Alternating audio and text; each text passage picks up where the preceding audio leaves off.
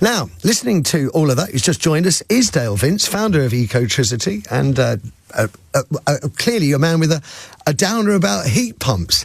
Good morning to you, Dale. Morning, Matthew. So George feels that there's a little bit of self-interest at play, that you've got your scheme that you're pushing for, and that sort of coloured your view of heat pumps. How do you respond to that?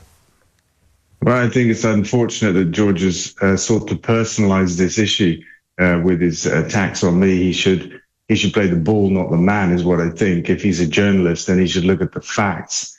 And just to simply say that I'm self-interested is just a cheap attack that I think is unworthy of him. From the confused consumer point of view, of which I would count myself as one, I just don't know what I'm supposed to believe. I mean, I'll be absolutely honest. The number one problem for me with heat pumps is the cost of installation. It just seems so much more expensive than gas boilers, and that it even though I might know it's better for the environment, it's just too big a step to make financially.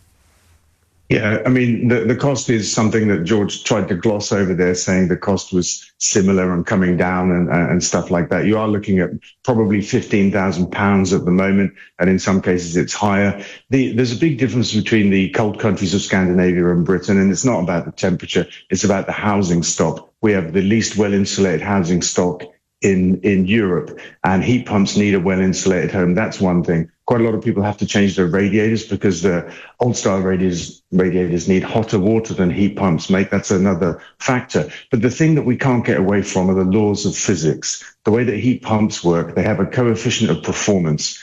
At the moment, in the real world, government data shows we're achieving 2.8 in our country. This is a coefficient of performance. So if you put 1 unit of energy in, you get 2.8 units of heat back out. Now, to achieve what George claims and some elements of, let's say, the industry claim, which is a bill that doesn't go up, you need a coefficient of performance of 4. The reason for that, bear with me, is a typical home uses 3,000 units of electricity every year and 12,000 units of gas. And you've got to turn that 12,000 units of gas into 3,000 units of electricity to keep your bill the same. And you can't do that on today's real-world coefficients of performance, or the ones that we can see coming anytime soon. So it's fundamentally flawed to say your bills won't go up. But there's a bigger problem. Even if we can afford the bill increase, which currently today is about 30% on the laws of physics, we need to build twice as many renewable projects to power our homes if we all have heat pumps. Twice as many, because our consumption will go from 3,000 units of electricity every year to 6. It's a fundamental problem. It's not a nice question to ask, but it would be really helpful from the confused consumer point of view if the environmental group could find common ground and give us a common message, because I thought last night I had got my head around heat pumps, and I'm thinking I can see a place for them, and you're talking me out of them. George has poured cold water all over your biogas scheme. Maybe you want to respond to that 6 million hectares, it's impossible to lead to food shortages.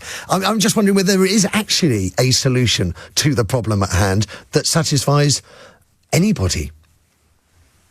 I think probably it's a blended outcome, as you I think put to George at the end there. Heat pumps the answer, or part of the answer. He said the answer, but they're not. I think they are definitely part of the answer. I'm sitting in a house right now that has a heat pump, by the way, and I had my first heat pump 20 years. I understand them. I like them. Okay. I have to say, this is really interesting, because I basically assumed you wouldn't have had a heat pump. So you've had one for 20 years.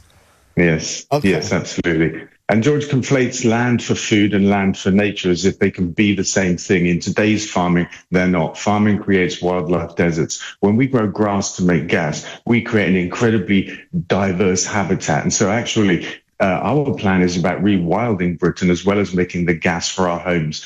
And, 75% of our country is given over to farmland right now to feed ourselves through an incredibly inefficient system whereby we grow plants to feed animals, to feed ourselves. And Oxford University published a study a couple of years ago that showed that we can free up 75% of that farmland, which is half our entire country, if we stop eating meat completely. Now, that's not going to happen overnight, but we've got to reduce that consumption to get to net zero. Climate Change Committee says so, probably around about 50%. That frees up enough land to do the job.